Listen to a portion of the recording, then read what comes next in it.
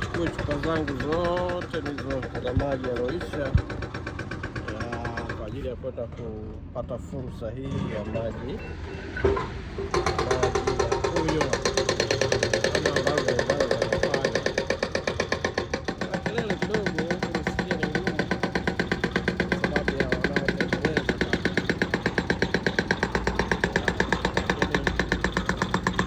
fursa ambayo watu wote wanaitumia. Naomba nitumie beba maji ya kunywa.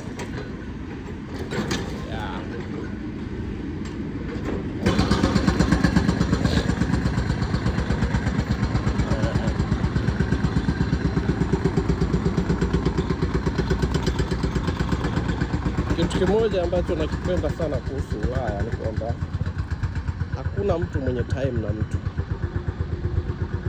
Kila mtu anafanya kitu chake kwa uhuru, hakuna atakaye kushangaa wala hamna atakaye kuuliza. Yaani ndio kitu ambacho nakipenda kuhusiana na Ulaya pia. Sehemu nyingi sana kila mtu yuko busy na mambo yake.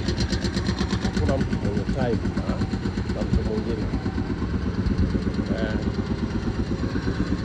Kuna mtu ambaye yuko kwa ajili ya kuangalia mtu mwingine anafanya nini. Yaani hakuna kushangaa. Waswahili wanasema hakuna umbea. Kufanya kile unachojisikia kwa wakati ambao wewe unaona unafaa. Ndio kitu kizuri ambacho nakiona sana kuhusiana na maisha ya hapa. Kwa hivyo imebidi nije nipange foleni. Naona kumekuja watu wengine na wanachota maji.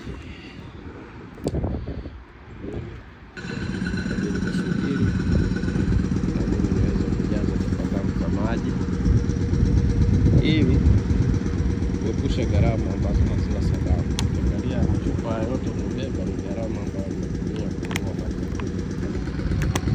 Nanunuaga carton kila wiki, nanunua carton ya maji kunywa. Ukija Austria hiyo gharama inakuwa haipo. Kwa hiyo ni jambo zuri wenzetu maji ya kunywa sio shida, na maji safi na salama, na wamealepo kabisa kama unavyoona. Wamealepo kabisa kwamba haya ni maji yanayofaa kunywa mtu. Maji ambayo unakunywa. Mabomba haya ni kama mabomba yetu ya vijijini tu Tanzania, pampu kwa mkono. Haya upampu unavuta hendo, maji yanatoka kama unavyoona jamaa anafanya hapa. Ni Austria, sehemu ya kupaki malori upande ule, lakini pia upande huu kwa ajili ya magari madogo, kwa maana ya watu wanaosafiri, watu wanakuja wanakaa hapa na familia zao. Kwa jana usiku palikuwa na familia imekaa hapa, wamekuwa safarini, wametoa vyakula, wanakula hapa. Na hizi sehemu kwa Ulaya ziko nyingi sana. Tamaduni wa maumbwa kama kawaida, kama ambavyo nimeelezea huko nyuma. Huku mbwa ni kama mtoto, kama unavyoona mama pale na mbwa wake anamtoa kumchangamsha, kama anasafiri naye anamtoa kidogo kumzungusha.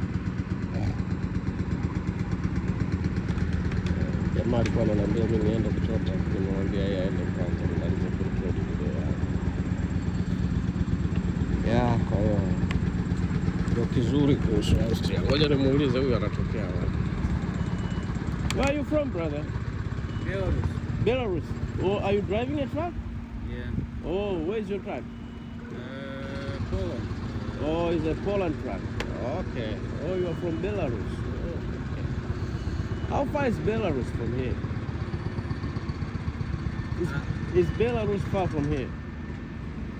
Is it far from here? Kilometer distance? Maybe. You don't know how far is it? Okay. But you look very young. How old are you? Huh? How old are you? How many years do you have?